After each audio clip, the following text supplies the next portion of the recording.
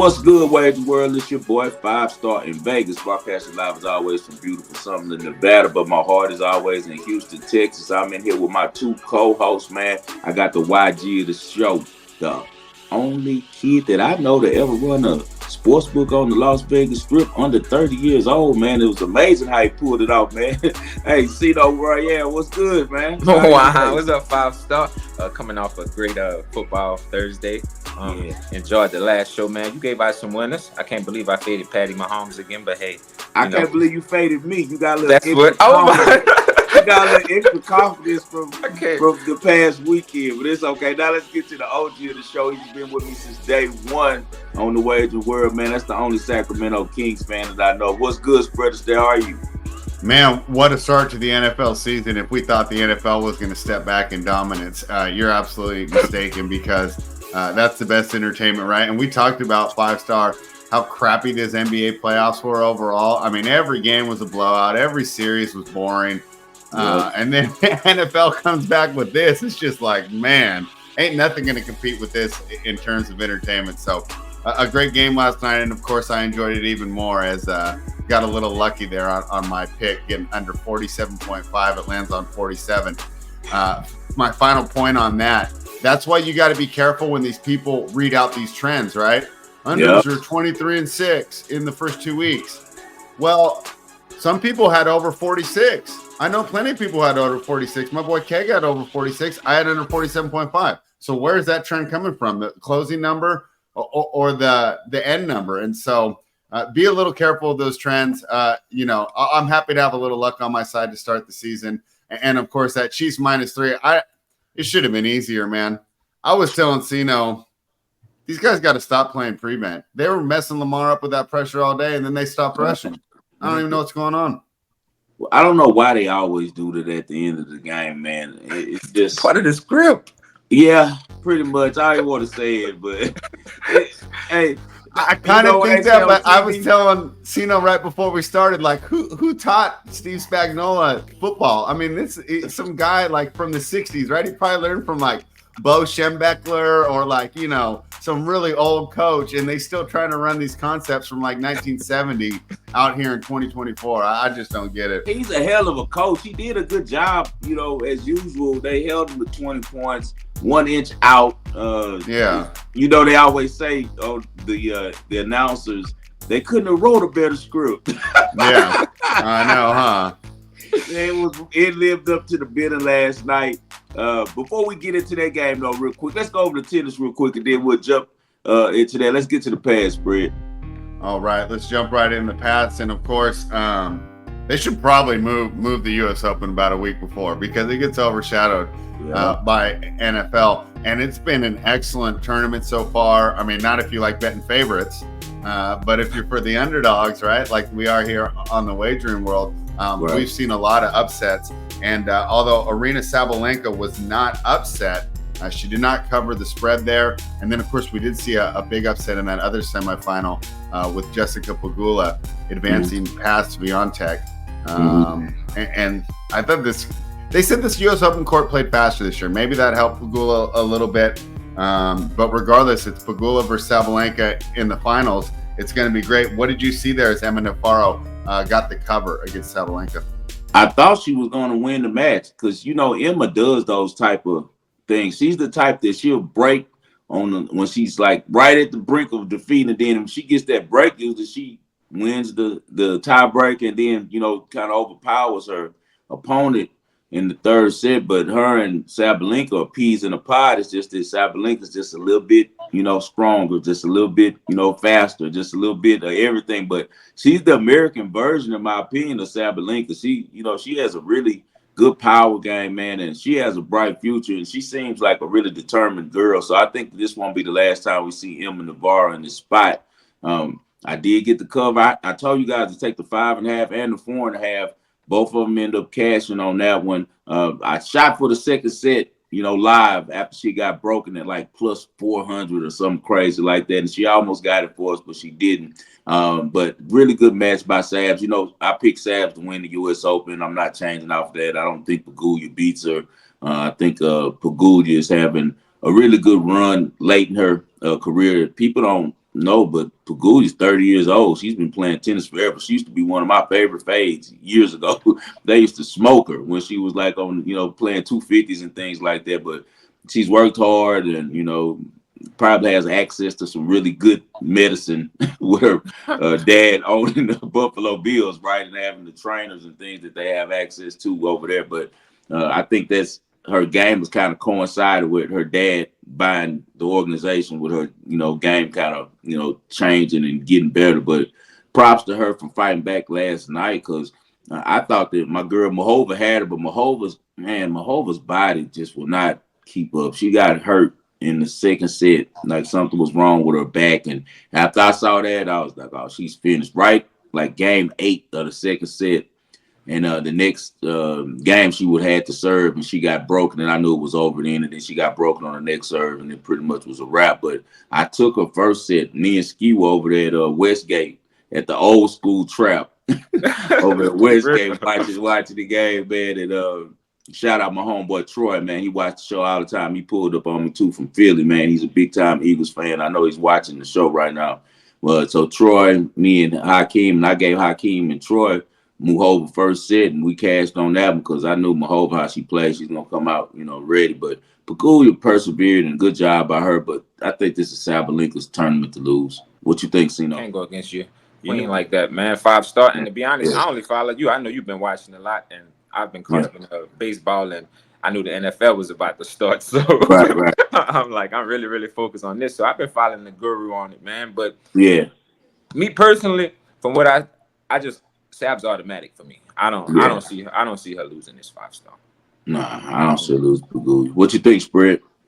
You know what? If it wasn't for me watching that Australian Open, I would be a little worried about her mental state. But I think that win at the beginning of the year and having one Grand Slam, because we know the difference in perception between having one Grand Slam and 0 is huge. Yeah, and it's just like, when a player gets a Super Bowl or an NBA player gets a ring, it's a little easier now to come in with a little bit of confidence. So because of that win earlier in the year, I think she comes in a little more relaxed. I don't think she's going to let the nerves overtake her like we had seen before.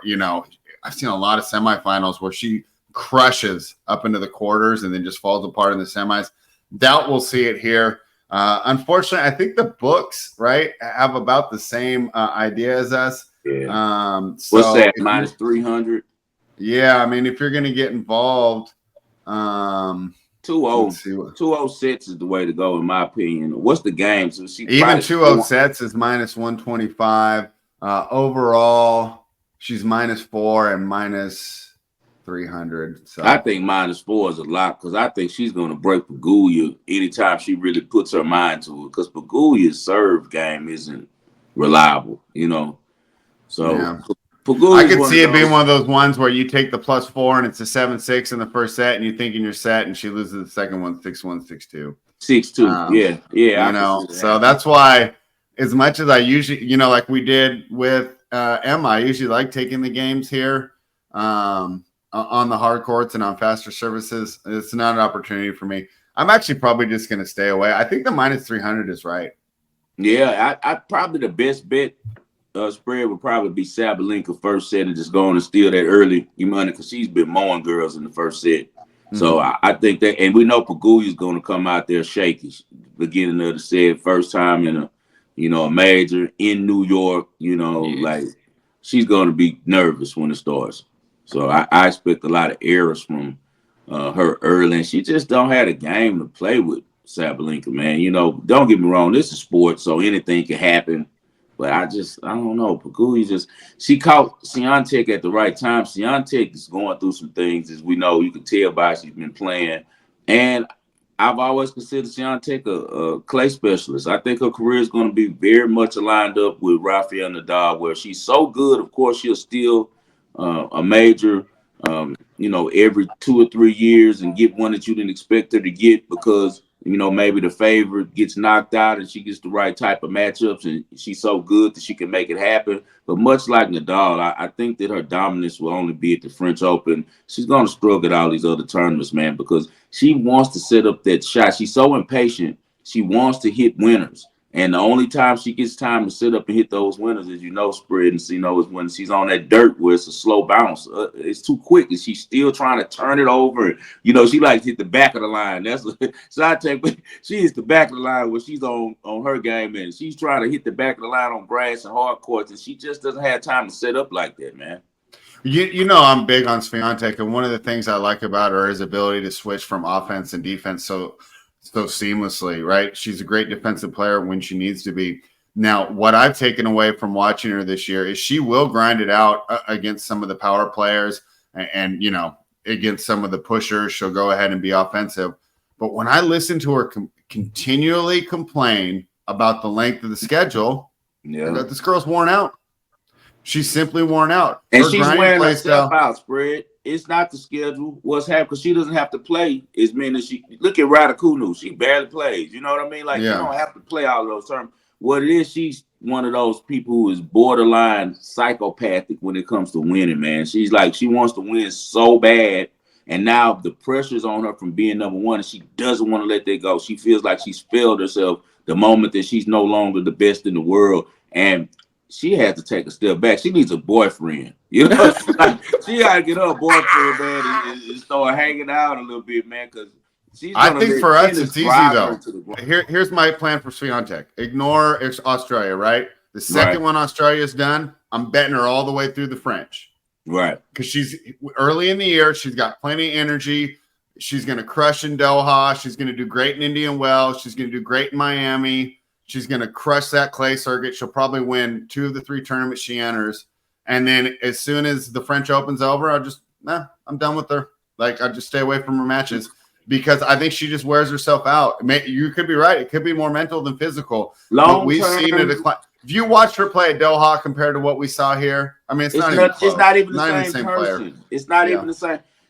And it's all mental. She was one of the first ladies, sports psychologists with her at every match. And the girl that's with her looks like a straight. I'm not going to say anything, but the girl that's with her, she has a girl that's at every match with her. That was smart, but it's still not helping because what's going on is the pressure's getting to Iga, man. Iga has to relax. The thing about the other 2 girls that are up in her echelon, and that's Sabalenka and Coco. Neither one of them give a damn. Like, Coco cares, she'll cry, but after the match is over, she's really good at perspective and being able to say, just like I loved what she said at the interview before even losing at the U.S. Open. She said, they asked her, how are you feeling about defending your title? And she was like, I know I haven't been playing well this year. The goal is to win it. I want to win it, but if I don't win it, I'm going to win it again. So she was saying, like, it might not be this year, but I'm going to win it again. And she has a really good grasp of balance in life, right? And Sab just don't give a damn. Sab, she parties, she kicks up her feet, she has a good time. She's a free spirit. She doesn't let the pressure get to her. So I just hope that Iga can get that together, man, because she's a really good player, one of the best we've seen on tour, and I'd hate to see her, lose her career just by mental issues. We've seen a lot of people in tennis do that. All right, 5-star. You already got my thoughts on the Chiefs game last night. The prevent defense almost ruined our easy cover and our easy under. I mean, the guys weren't even rushing. It was just like contained for the run. But tell me your thoughts, because I know that you're a lot better at the X's and O's than I am. Great game plan, period, by the Chiefs defense. They did a really good job, as you said, until the end. Lamar, I heard Jason McIntyre. Yeah, he kind of tries to antagonize you. I don't know if he really believes all the stuff he says. He antagonizes the hell out of me. So I think that's his plan. You can't believe this, man. The stuff he says is so weird. He said that Lamar played a terrible game. And I said, what? How did Lamar play a terrible game? He missed a receiver in the end zone, but I got Mahomes through a horrible interception before the half that almost cost me the first half spread. Mm-hmm. That's a horrible interception he threw. Almost threw another one. He wasn't sharp as he usually is, but he didn't look bad. But he just, was getting a lot of pressure from that Ravens defense. And moving forward, we'll see how his rookie left tackle keeps up on that line. This is his first year starting, and he gave him some pressures. Mahomes was having some people, in his face this game. But I just don't understand why he would say that Lamar didn't play a good game. To me, Lamar was the best player on the field last night. and he looks really good because he's lost all that weight. He tried to bulk up because he was listening to people say that he's too small, you're going to get hurt like that. But if you look at Lamar's career through college, through the pros, high school, he's never been injured. All his injuries been non-contact injuries. There's never been from someone hitting him and they're so big they knocked him out the game because he's one of those guys that got that, that hood strength. So, you know what I'm talking about. Oh, One of those guys that's out the hood who's slim, but he's automatic. strong. Mm-hmm. He got old man. We call it old man strength. That old man strength. He got that old man strength, man. That's why they was talking like, why is he not going out of bounds? He's looking for contact. Lamar was trying to show his teammates to set a precedent. Like, guys, we came to win this game. I'm the quarterback. I'm worth all this money, but I'm still ready to get dirty for this, for this win. This is the team that we can't get over the hump. And to me, he gave it his all. He ran because that's what he had to do. He ran for over 100 yards. If he's playing freaking Cleveland or something on a, Thursday night game, you think he's going to be playing like that? No. He's playing like that because who he's facing. He wants to beat the Chiefs that bad. And he almost did it. Isaiah Likely is about to be the number one tight end on that team. I've been saying that for a couple years. I think this might be the last year we see Mark Andrews because he looks like a shell of himself coming off the injury, and Isaiah Likely is a really good player. I've been on him since Coastal Carolina. Let me jump in on my thoughts on that 5-star. Okay. So I got a lot to say about what you just said. Number one, I think that we were able to win that bet because, I love fantasy football. I did best ball drafts all summer. I did over 450 of them, right? So I'm all in on fantasy. I love it. But you got to use their misconceptions, these fantasy guys. You got to use them against them. Because what did nobody talk about? All the turnover on the offensive line. Yeah. And so Lamar never really had time. Look at Mahomes' pocket compared to Lamar's, right? So he was constantly having to make things happen. And for Mark Andrews, I don't want to say he's washed yet because I felt they had to keep him in to block too much. Maybe. So he didn't get to run as many routes as usual because he's one of their best blockers. Did you see that? Not to cut you off, I'm going to let you finish. I don't want to miss that point that you said because that was a great eye right there, seeing that they had to keep him in because when they took him out and made put Likely at the end, they start Spagnuolo's a brilliant defense coordinator. They start rushing Chris Jones from that side, and they know that he has to stay in the tight end to help because if not, the tackle's going to get his lunch in. So great point right there, Spread. I mean, that was just my point right there. Just I'm not ready to write Andrews off yet, but everyone wants to bag on Lamar, but that offensive line was patchwork. They had huge turnover over the offseason. And I felt that had a big deal to do with it. Now, we've seen this before where people were able to coach these guys up, and maybe they get that line cohesive by the end of the year. With all that turnover in game one, I thought it was really rough for Lamar Jackson. I thought he did a great job in spite of the circumstances. He's just going against one of the best offensive teams in football. Sino, what did you see? Damn, Spread, you couldn't have broke that down better because I feel the exact same way. And Lamar was doing as much as he can. Like, if you watch the game, you see all the passes were short. He was not going deep at all. And he was scrambling, doing as much as he could. And after what I seen last night, 5-star, I don't think your Ravens are going to win the AFC North. I definitely don't think they're going to win it. Lamar, he just got too much on his back right now. Likely, great player. They stepping up. I mean, fun story about that last night. So the Chiefs... they're driving, of course. I think it's like the last 3 minutes of the game before the Ravens get the ball back. One of my friends texted me. He like, man, I need Likely for a touchdown. He had Worthy for 2 touchdowns, Likely for 2 touchdowns. He said Likely gets a touchdown, I get 15,000. I'm like, man, the odds of this happening. I'm like, let's go, let's just sweat it out. Again, I have to under, so I don't want the Ravens to score a touchdown, but the home got 15K. I'm like, forget it. What's my money? Yeah, I'm like, go get in the box, Likely. So, man, you guys seen exactly what happened. Likely got hurt on one play. He set out. Lamar missed Zay Flowers on a wide open pass. That was crazy. That was Zay Flowers. So, did you see that? He said he was going for Rashad Bateman there. And Bateman's supposed to sit down in the coverage. Yep. Lamar? Yeah, he said if you rewatch it, he thought Bateman would sit down and kept running. That's why it looked all wacky. That was miscommunication. It seems like he should have hit Flowers, and Flowers should have stopped running. Yep.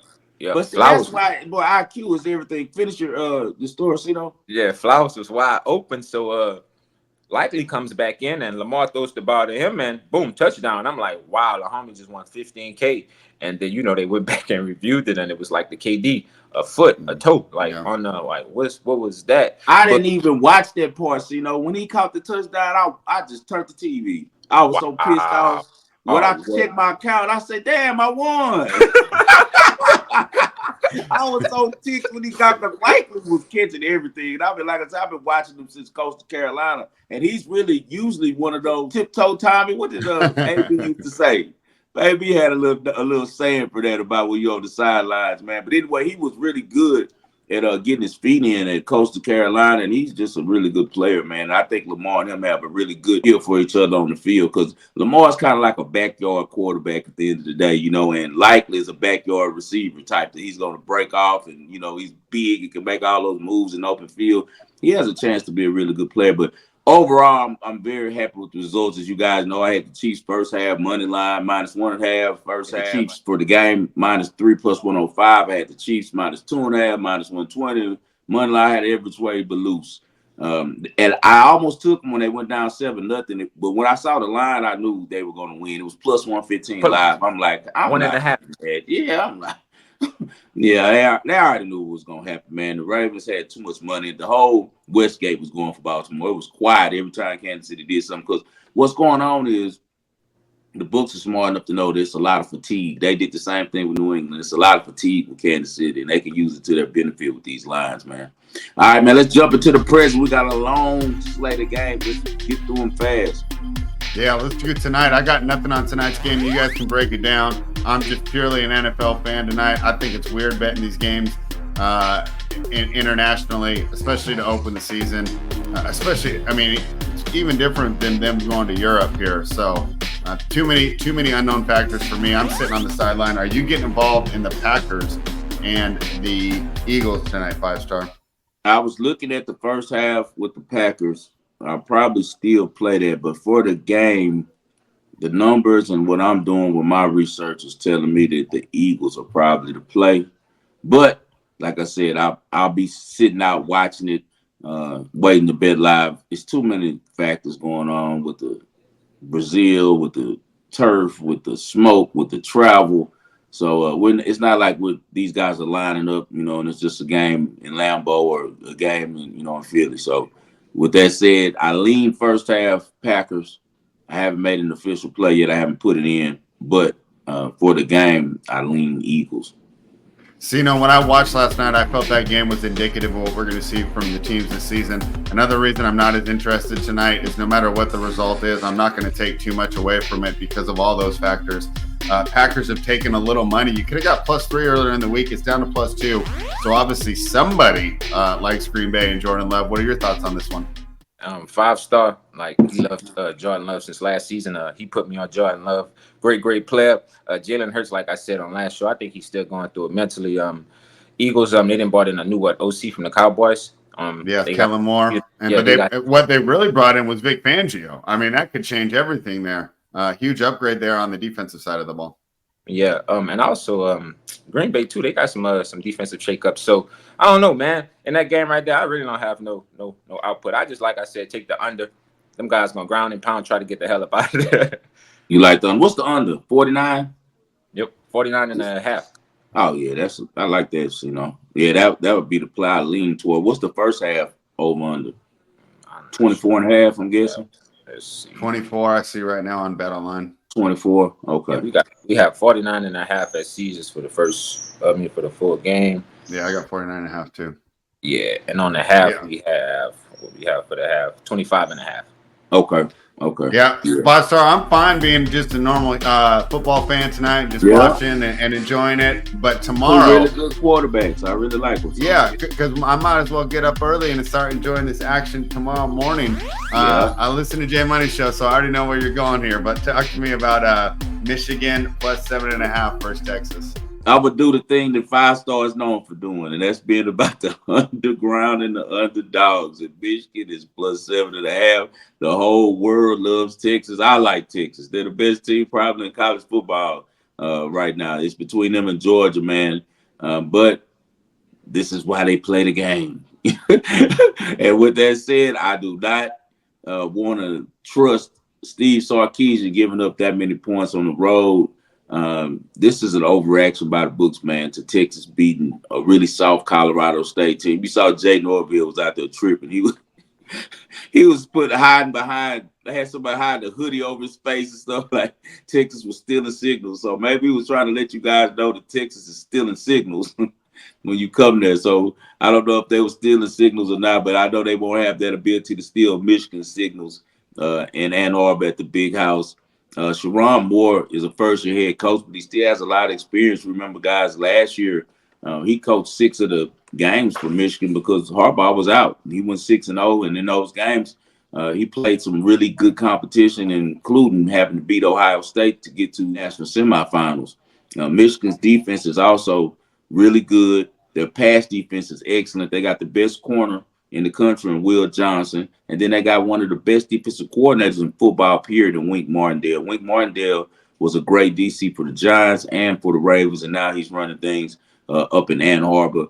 I think that Michigan has some surprises for Quinn Ewers. Quinn Ewers, this is his first time working with this set of receivers. They looked good last week, but it's not like they've had a lot of snaps together. And they're going to be dealing with some pro-style schemes coming at them from Michigan. Now the question is, can Michigan muster enough offense up against this Longhorns defense who shut out Colorado State and Austin last week? They got to return the start in Coastal and Loveland, but besides that, it's 10 new starters on offense. Donovan Edwards got a lot of carries last year. He was a really big cog in them winning the championship. He didn't look good last week. I think that he shows up this week. Donovan Edwards is really good. He's an NFL capable running back. And I think this is an opportunity for him to showcase his talent. I don't think he was into it too much last week because they was playing Fresno State. This team has had 13 players that went to the NFL draft last year, so we know that they have to reload and all that, and that's why this number is like it is.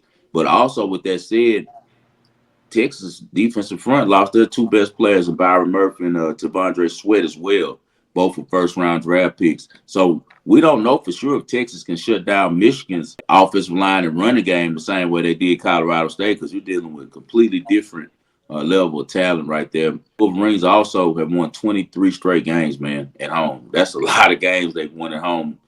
They haven't lost since 2020. During that stretch, the defense have only allowed 11 points a game. They have 3 home wins against top 10 teams.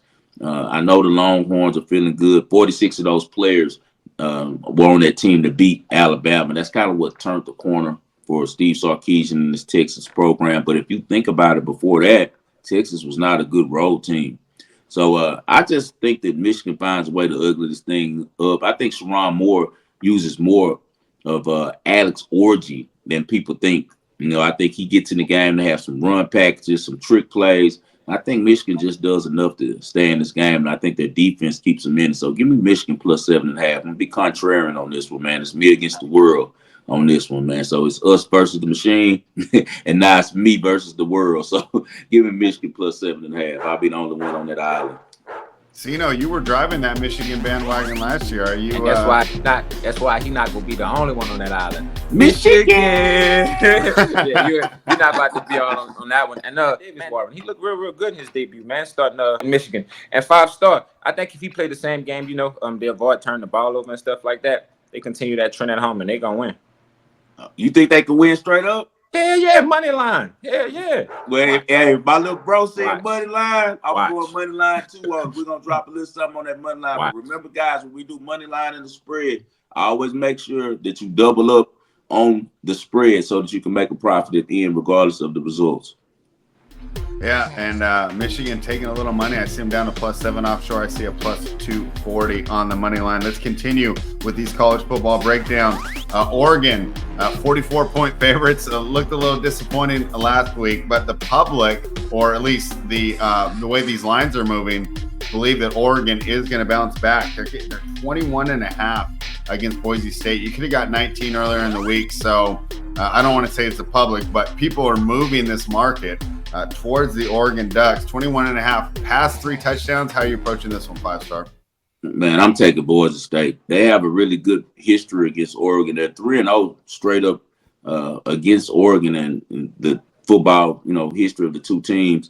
They haven't played since 2017, but you can believe that they are talking about that right now in Boise.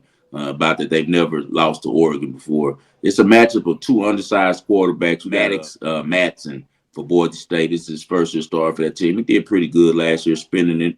And then Oregon's Dylan Gabriel. Dylan Gabriel, we've been watching him, all the way since UCF at Oklahoma. I think that he's a little bit more hype him up more than his talent is really deserving. He's undersized. He could play. He's quick, but not quick enough. He's kind of like a poor man's Tua to me, after the injury, not the original Tua. See, because a lot of people who don't watch college football don't know Tua used to have wheels, before he got injured. He broke his hip at Alabama, and that's what changed everything with him. Before that, he was electric in the open field. But this guy is just really, yeah, he can move. But at the end of the day, his height and things like that are going to always deter him from being a top-notch quarterback, in my opinion. 21 points just seems like a lot to be given Boise State, man. They got one of the best backs in the country, Ashton Genty. I think, isn't he from down in Louisiana? Ashton Genty from Louisiana, I think, right? I'm not sure. I got to do some research on it. Sound like that name. I know a lot of Genties in Louisiana. That's why I was thinking that. But I don't know. Maybe not. Ashton Genty is good, though, man. He had 20 carries for 267 yards last week, 6 touchdowns. That's junior high school numbers, and he did it against Georgia Southern. Don't get me wrong, Georgia Southern is the world beater, but still, they're a FBS school, and he ran all over them, almost 300 yards, 6 touchdowns. That's crazy. They also have some outside weapons. Oregon moved the ball. I think Gabriel threw for like 380 yards, but man, their whole basis of their team has always been around the run. They only averaged 3 yards a carry against weak FCS Idaho last week, man. I don't know if Oregon's going to be able to dominate Boise State like how the books are thinking with these 3 touchdown, with this 3 touchdown spread.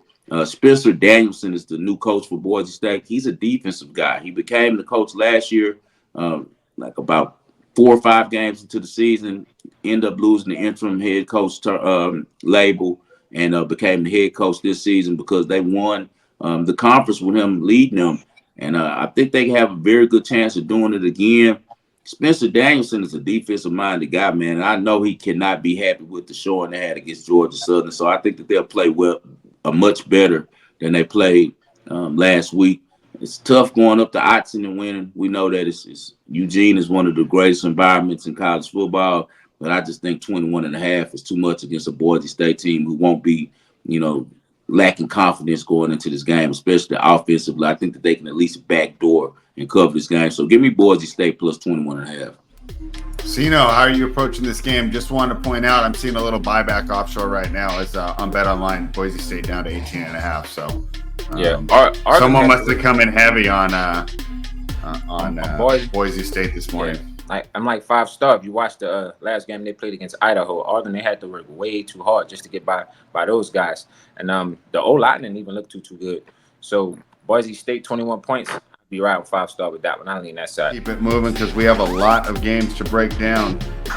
Arkansas plus 10 at Oklahoma State. I was definitely interested in this one, 5-star. How are you approaching this one? This is a weird game, man.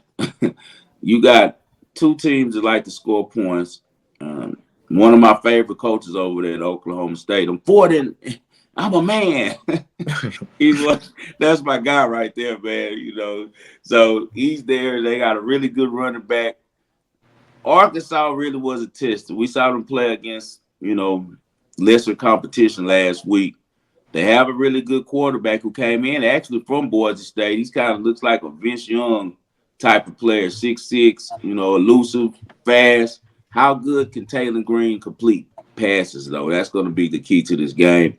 When I look at this game, automatically what shouts to me is over. I just think it's going to be an over game. I think that it's an old school Big 12 matchup, Big 8 matchup, and they put some points up because I do like that Arkansas offense. I think that they can score, and I know that Oklahoma State's going to score. So if I lean anywhere on this game, it's the over. Really a scarce college football week, man. This is one of the few decent matchups. So, what do you think about this one?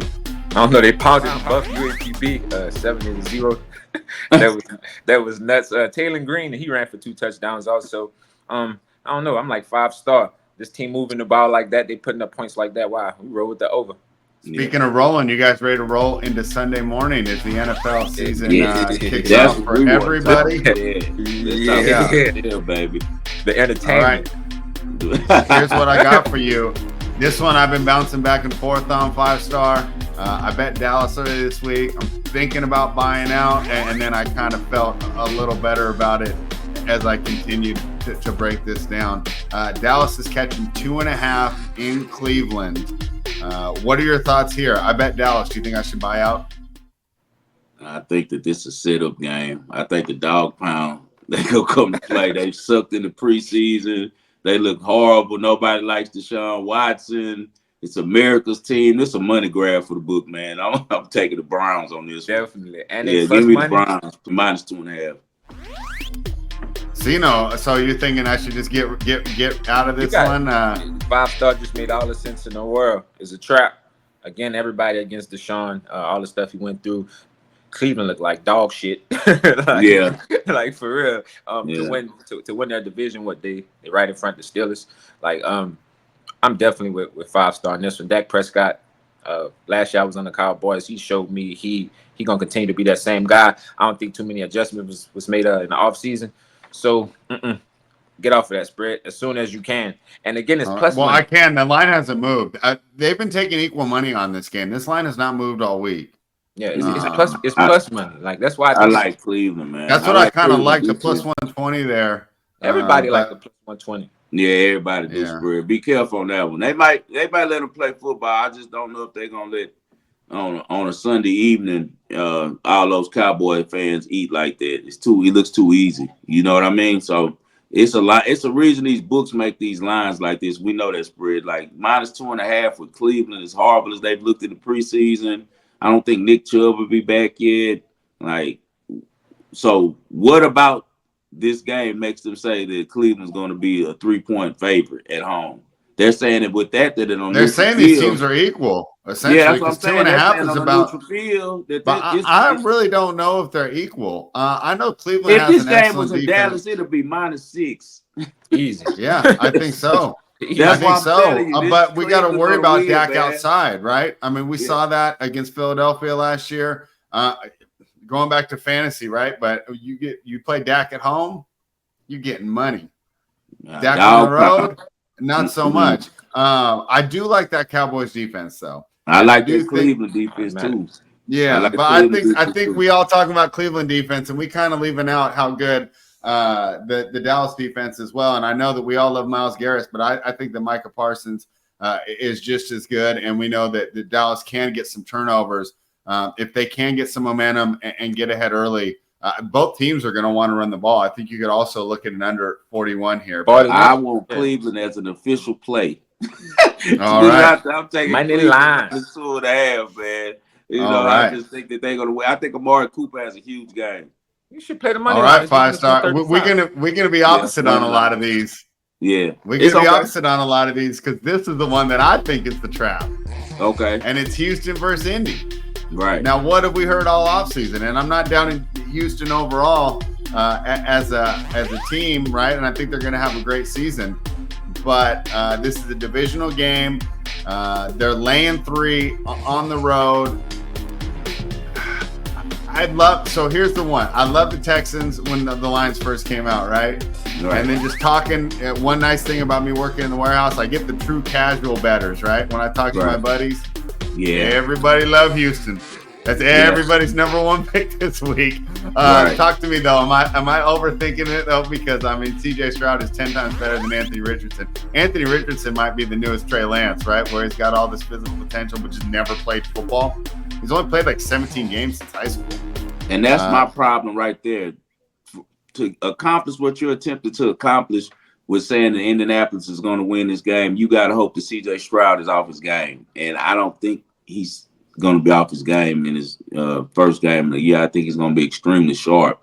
You're going to need an injury. We know all that stuff happens now, so we can't take that out the script. So That's the only way I could see the Colts winning this game for the very reason that you I can said. see him getting a cover though. You don't think like 23-21's in play or Nah, something like that? I think that if they let them just play, Houston is going to beat them by more than a touchdown. And the reason why is Anthony Richardson, as you said, just hasn't had enough snaps, man. And he's facing Yeah. D'Amico Ryans. Do you understand what type of defensive coordinator D'Amico Ryans is? And Right. he's going against Anthony Richardson. Did you see Anthony Richardson play before in college and NFL? I've seen him a lot on tape. And he's not a drop back passer, man. He does not see the field well at all.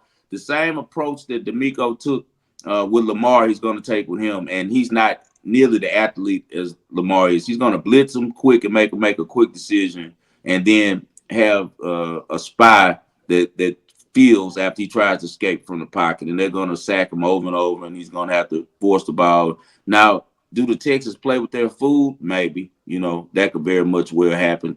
But I just see with this being the first game of the year, division game. And I think what's happening is I'm hearing it too much with the media. Everyone's talking about the Colts. All of a sudden this week, the Colts everybody's on the Texans. All the smart guys are saying that on TV. And the reason they're saying that is because they're trying to get more money on the Colts because they're holding a huge liability right now with the Texans. I just think the Texans are far too talented for the Colts, me personally. The Colts are going to be relying on a rookie quarterback basically because he played 1-2 games last year before he got injured. And then a 3 rookie total. receiver as their number one option really in Mitchell.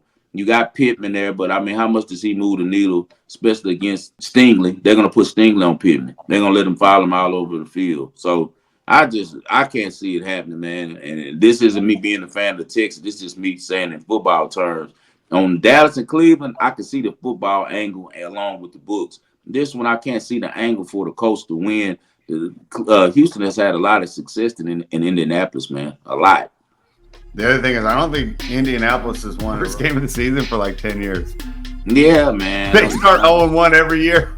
Yeah, you got these new tools with receivers. Don't get me wrong, it would be a good money grab for the books, but they can't, you know how they are, they don't take them all. Nah, hell nah. Then they got a lot of money up last night off that Chiefs game. Everybody was on the Ravens. They had so much money on the Ravens last night. But the Colts, man, they was 1 game away from winning the division last year. I think the Texans crushed their dreams and crushed their playoff dreams also. But the Texans astronomical levels right now. Everybody on them, like Spread said.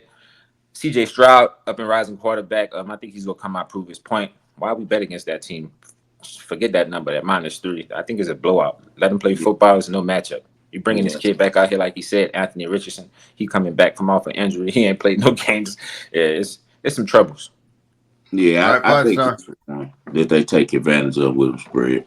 And you got the money line, didn't you, spread? When I gave this game out like the first show we came back. We should have got minus. Yeah, that's a long time ago though. Now I'm just looking at it like, man, when everyone at work go, I'm on the Texans this week. I go, oh man. Yeah, I think the Texans still take care of their business. Like I said, now the one thing we have to think about, boy, those little jinky injuries in game, because you never know when those are going to happen. If that happens, then And I hate to see another one of those prevents ruin a cover again. I don't even think Anthony. They up by 9 or something, and they just let them prevent. I don't think D'Amico Ryans that silly though. He's not that. I hope not. I hope he's young enough to realize that stuff don't work. All right, he's very innovative. You probably surprised I threw this one on the list, but I had to talk about it. I mean, 2 teams that probably will not be. We won't be talking about them when we do our playoff preview there in January. But Minnesota Vikings, this seemed like another one where I'm like, man, is this too easy? Like, they have better coaches. I know people don't like Sam Darnold, but he's better than Daniel Jones. I think Malik Neighbors is going to be real good, but Justin Jefferson, right? I like Brian Flores so much better than almost any other defensive coordinator in the league. Talk to me about Minnesota and New York. I think it's a good chance for Minnesota to get a road win. Man, we said everything opposite. I'm on the Giants. I know, huh? I'm playing the Giants on That's this. why we had some fun today. I'm playing food stamps. I'm playing the Giants on this one, man. I'm taking the Giants, man. I like the Giants. I like Dayball. I don't like Sam Darnold. I think the Giants defense is underrated. I think it's tough to play at Giants Stadium. It's tough for a dome team to go outside it's a lot of factors why that number is as low as it is at +1.5. And I think Daniel Jones plays a decent game in his first game with Dayball back at home. I think he has a lot of things that he's going to display. Dayball has a lot of plays that he's going to bring out the woodworks he's been sitting on in the offseason. I think they beat Minnesota, man. I like the Giants in this game, actually. But on Minnesota side, I definitely go to over on Justin Jefferson, whatever it is, over yards, over receptions. He probably eats in this game. But I think the G-men win the game. All right. 5-star likes the Giants. What do you think, Sino? I'm on the other side. I'm riding with Sam Darnold, trash ass. The Vikings ain't had a new quarterback since 2018, something of that nature. Kirk Cousins was holding them up. Darnold got to turn it around. I'm not betting against food stamps. Minnesota, they defense too, 5-star I had seen. They don't have too many players, coming back and returning. So it's a lot of shakeup. I seen they got a lot of new guys from free agency or the draft or something like that. So I'm definitely fading you on this one, big brother. Okay, you go. All right, we'll see how it goes. I actually didn't bet it yet because I thought, man. Brian Flores is a good coach for Minnesota, though, so he might turn over Daniel food stamps a couple times, and then you're in the driver's seat because if you get a short field, like you said, you got some really good offensive weapons on Minnesota's side, and then you got O'Connell. But now, can Sam Darnold any defensive coordinator in the league? So if they get that lead and they know that they're throwing every down, it could be trouble. So I definitely think that game is interesting. I got an interesting play here on this next one. It's Washington versus Tampa Bay. I took the Tampa Bay team total over. I kind of like the over for the full game, and I'm big on Jaden Daniels, but I am worried about Jaden Daniels making his pro debut against Todd Bowles, who's done excellent against rookie quarterbacks. He's 6-1 against rookies since he's took over in Tampa Bay in 2019, and even some good rookie quarterbacks, like Justin Herbert, players that we really like.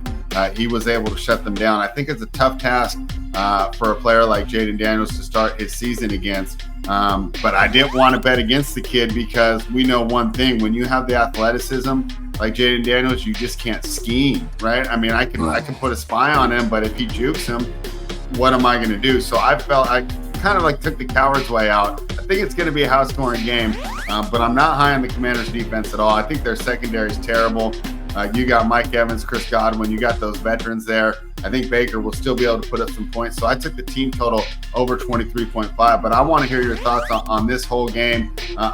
Tampa just moved to 3.5 offshore while we're doing this this for me right now. And I think it's going to just be fading a rookie quarterback against Todd Bowles. I think that's a lot of people's handicap. I know you're really high on Jaden Daniels, but do you think he has an impressive rookie debut, 5-star? This one is going to be tough. I'm going to watch it. I'm not betting it. We got some weather issues that might be going down. It might be one of those Florida thunderstorms coming through there where it's wet and a little lightning and stuff. So we got to check the weather and see how that's going to go. I am a big fan of the Redskins coach. I know that he's a really good play design on defense. I know that he really comes in with a really good game plan overall for his team. So I like that part. I think he's a better coach than Todd Bowles is. But, do you? I think I like Bowles more. No. He's not a good coach. No. Todd Bowles is a great defensive coordinator. He's a great defensive coordinator. Overall coach, we'll see. Put it like that, we'll see. They giving the keys to Baker Mayfield. We've seen over the years that Baker Mayfield is kind of up and down. Like, he'll play good and you think he's a good player, then he'll come back and, throw interceptions all over the field. They got Mike Evans back. Tampa Bay's thinking they're going to win the division this year, so they're coming in with high hopes. We just don't know what we're going to get. We know that Jaden Daniels in that offense is going to be moving fast and has a lot of weapons. I saw the style that they're going to play in the preseason. I liked it a lot.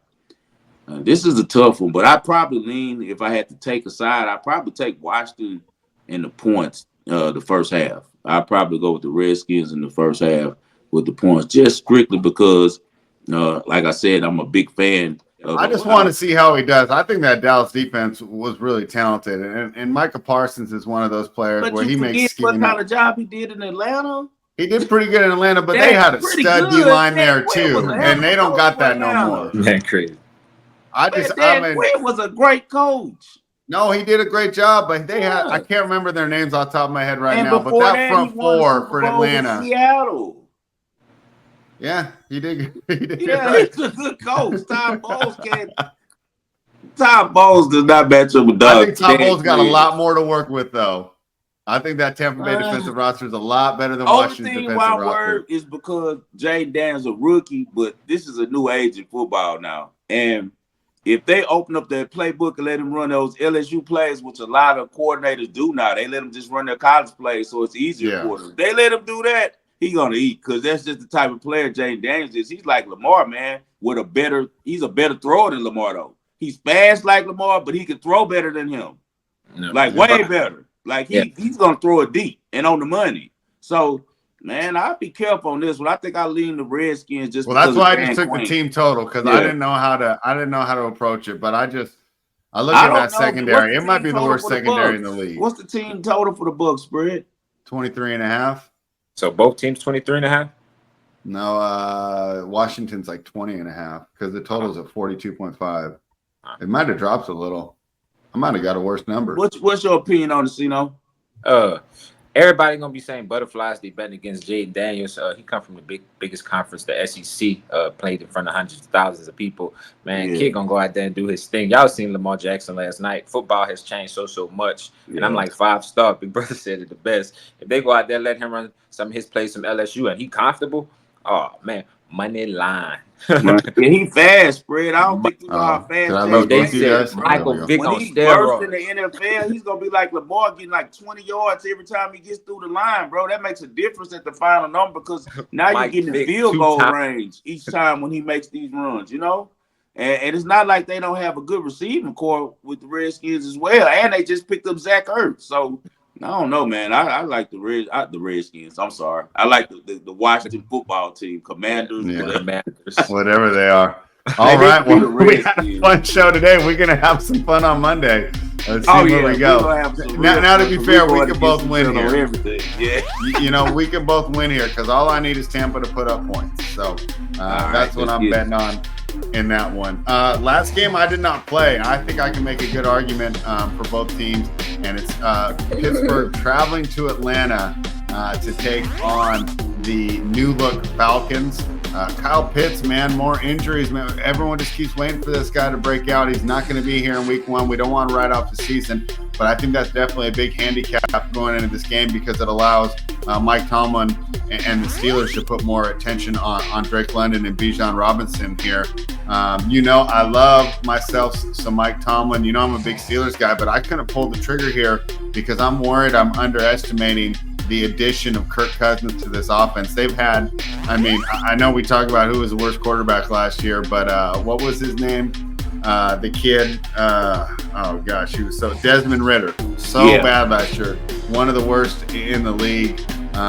So I didn't get involved in this one. I lean towards the Steelers, but I couldn't pull the trigger because there's a chance that this Falcons team is just too good on offense. What do you think, 5-star? I'm all over the Falcons. This is one of my biggest bets for the weekend. The Falcons are about to smoke the Steelers, bro. I'm telling you. Falcons automatic. Yeah, the Raheem Morris, he's one of Tomlin's pupils. So that makes sense. Yeah, so he's going to come in fully charged, looking to beat his bettor on this one. The problem that Pittsburgh has is quarterback, man. Until Tomlin just decides to, look, let's go draft a quarterback, a good one, and develop him, or because unfortunately for them, the 1 year that they got a chance to draft, it was trash out there. They had Malik Willis and Kenny Pickett as the best quarterbacks. Like horrible. So the Steelers got to do something at quarterback because they still going to have the same problems with having Russell Wilson as the quarterback. And there's word he might not play. They might switch. Yeah, and Tomlin said he wants Justin Fields to be the quarterback. So it's kind of like, to me, like Justin Fields and Russell Wilson in Mike Tomlin's eyes, they're both like when you got two quarterbacks, you don't have no quarterback. That's the old saying. You got two quarterbacks, you don't have one quarterback. And I think that he doesn't trust either one of those guys. So it's pretty much like I'll go with the younger guy because at least he can run around a little bit more. So I know Justin Fields will be coming back to Atlanta if he's the quarterback, but whatever. Raheem Morris has a squad over there. They got a good team over there, man. They got Bijan Robinson, who's a top-notch running back who was not given the opportunities last year. For some reason, Arthur Smith did not like him. And now Arthur Smith is actually traveling back to Atlanta. We forgot about that part. He's the Yeah. offensive coordinator for Pittsburgh. But I like Atlanta, man. I think the Falcons are going to be a really good team this year, honestly. I like their defense especially. I like the additions that they made at safety.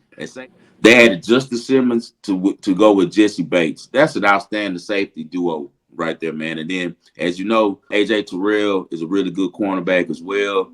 I just like where the Falcons are going right now. And offensively, I think they're just going to be able to put up too many points with Drake London, Darnell Mooney, and you got Kirk Cousins. You know how Kirk Cousins is, man. If he gets time, he's going to stretch. He can throw the ball. He's seen everything. He's seen every coverage. If they block up against the Steelers and control TJ Watt, then I think the Falcons easily cover this game. So give me the Falcons on this one, man. I'll be rolling with Raheem Morris and the new look Falcons -3.5.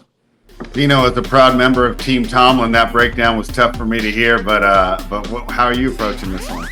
Same exact way 5-star is. I always ride the Falcons at home. You know, I'm in the same division with the Saints, so I watch a lot of their games. And I'm not playing the spread though. I take the money line. Falcons, they rally covering these situations for some reason. You know, new quarterback. They definitely should come out and get the win. All right, you guys both like the Falcons, so there we go. Do you guys have any more NFL thoughts before we give out the winners? Let's get to this ball and parlay. I left this one off because I knew I was going to break it down in the ball and parlay. Okay. I usually do not like taking favorites in Sunday Night Football, but this is the exception that proves the rule here. Give me the Detroit Lions to cover the 3.5 against the Los Angeles Rams. I've heard fantasy people talk all summer, but this is a line of scrimmage game, and the Lions are going to win on both sides of the ball. You lose Aaron Donald, and now you got to go up against the best O-line in the league. You're going to see how much he made those other players look good. I can't wait to see these PFF ratings of all these other Rams defenders drop when they don't have the one guy taking up 3 blockers. And then on the other side, their left tackle got suspended, and they had 2 guys in and out of camp, right? So potentially missing 3 starting offensive linemen, going against Aiden Hutchinson, Dan Campbell, and that crew. I know the Rams kept it close last year, but you take Aaron Donald away, and you get this Detroit team in, and we know Detroit likes to run up the score, so they're a team I'm really comfortable laying points with. Dan Campbell, one of the most aggressive coaches in the league. He's going to continue to turn on the gas, and I think the Lions are going to be able to run the ball in the red zone.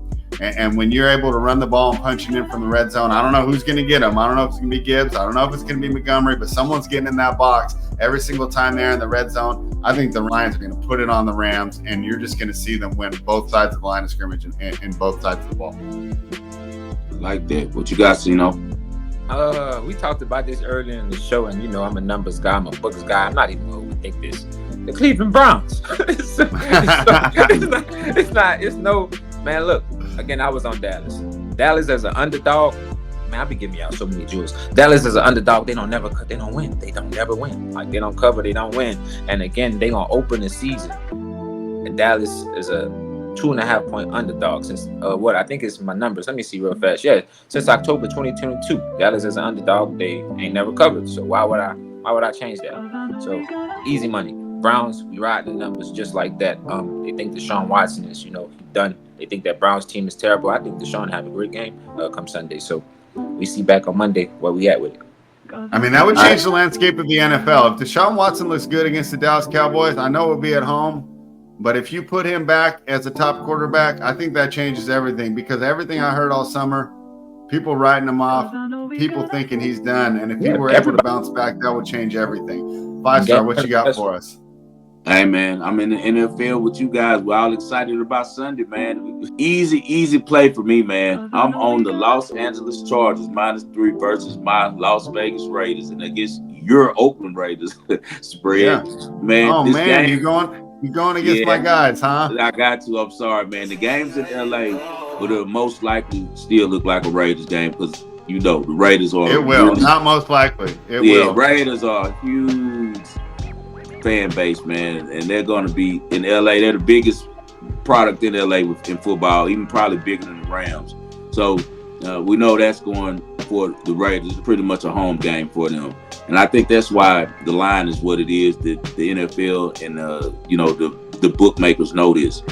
Brandon Staley's gone. His John Madden video game style of coaching is gone, and I think they got the right man in there with Jim Harbaugh. Jim Harbaugh is outstanding in turning franchises and organizations and teams around, man. We saw in San Francisco, the results were immediate. They went 13-3 the first season he was there, and he had a similar kind of makeup as this team. More defensive talent than offensively, and an underachieving young quarterback. That was Alex Smith. Now he has Justin Herbert. I think that he helps Justin Herbert turn a corner. We forget about all of the talent on defense for the Chargers. You got Joey Bosa, you got Khalil Mack, Asante Samuels Jr., and then you got Derwin James, who's an all-world safety. I think that they're going to have their way with Gardner Minshew. I don't trust Gardner Minshew. I think he's a backyard quarterback that runs around and tries different things. He's undersized and turns the ball over too much. Don't get me wrong. Big fan of Antonio Pierce. I think that he brought a really great philosophy to the Raiders. They've changed things up. They're back to the old Raiders where it's defense first. Max Crosby's the best defensive player in the league, best game rep in the league. So they have to be careful with him. Mahomes Jack Jones is a really good cornerback. Then they got Devontae Adams still there. But how much work does he get with Asante Samuels Jr. shadowing him, I'm sure. And then you got Brock Bowers, the tight end just came from the Raiders. I think he's going to have a good rookie year. But I think the biggest factor for me in this game is that last December, the Raiders beat the Chargers 63-14. A lot of the Chargers were upset. They said the Raiders ran the score up.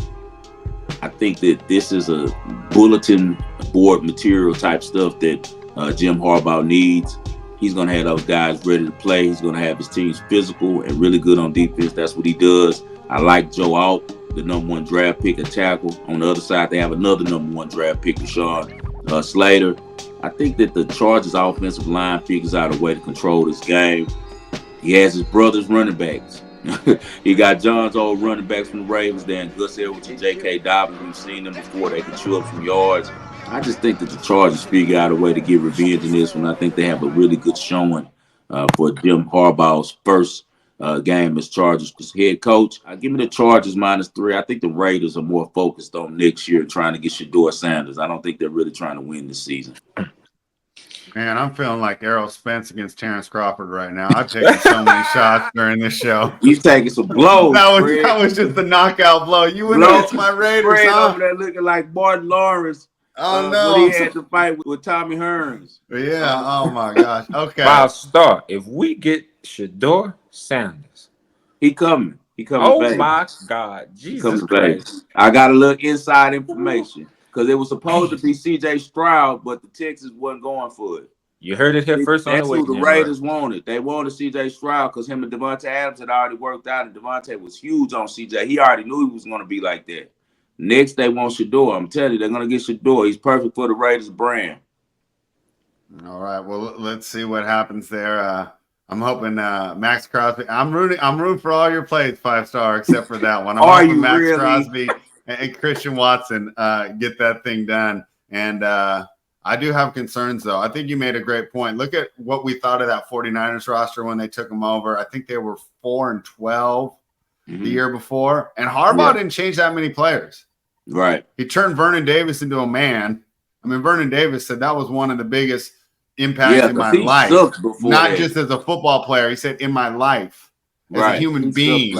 He sucked before that. He sucked because he's that type of dude. And I know you already heard about the thing when the Chargers players got stuck in the elevator and Justin Herbert had to make them all calm and stuff. It was a lot of them in the elevator. And Harbaugh was like using that as a teaching moment and saying like he was on the phone the whole time. It's like, I wish I was there with you guys right now. This is a bonding moment. He different, man. So I think that Harbaugh with his quirkiness gets the best out of these guys. He still has Quentin Johnston.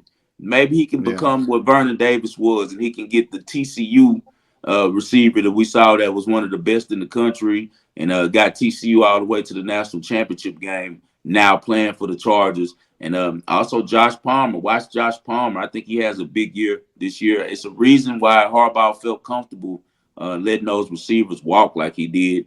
That's just his style of football.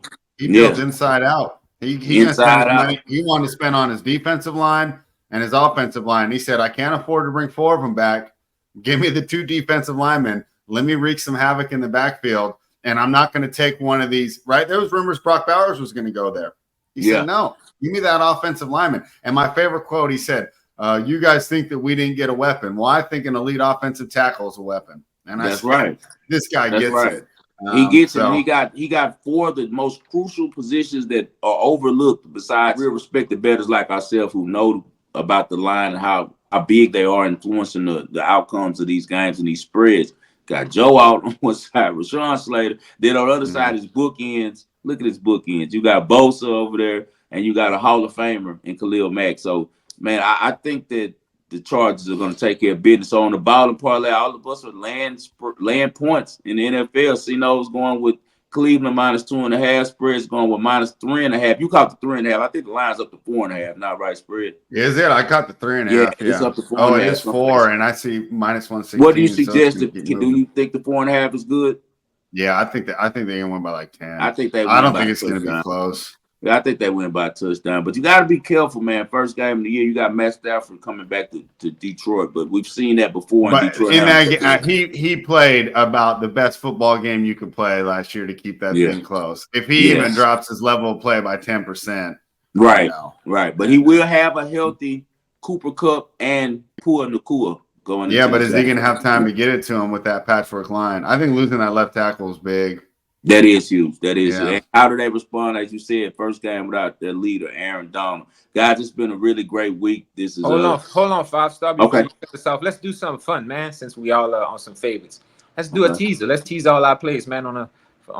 Let's give it to them like that. Also, man, I think we all got some winners, and let's just give them a little bit more easy money. And if any of our teams, rather than tease, we just take money line. Yeah, I definitely think. So what if we do a 6-point teaser with all our teams?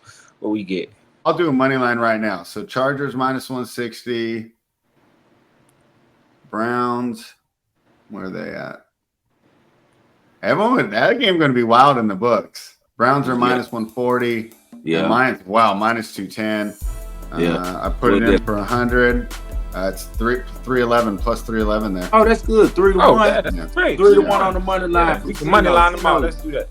Cino says do a 3-leg money line parlay off the plays that we gave you. That's the Lions money line. And also you're going to take the Browns money line. And I gave you the Chargers money line. It's been a great week, man. But hey, it's time to start rolling now. We're into the fall. As you see right here what it says right here on my cup. That's right there. There we go. Fall means football. That's right. Hey, man, it's fall. My favorite season, man. You know, it's about to cool down. The league's about to change. We're about to be cashing a lot of tickets, man. So we're about to get out of here. Like I said, this is episode number 9. We look forward to doing episode 10 with you guys on Monday. Anything for the people spread before we get out of here? Man, I'm excited for these winners this weekend. Let's go. What about you, Cino? I'm excited too. Clean sweep. Let's go. Let's go, man. Sweep. Let's go. We still on Michigan. Yes, sir. Sweep. I think we don't only respect the bettors on them. Man. Little bro say go money line. They're going to 24 straight wins at the big house, man. As always, I dedicate this show to the greatest Houston sports fan I know, and that's my father, John H. Lindsay. I do this for you, Dad. Hey, guys, we'll see you on Monday. This is The Wagering World.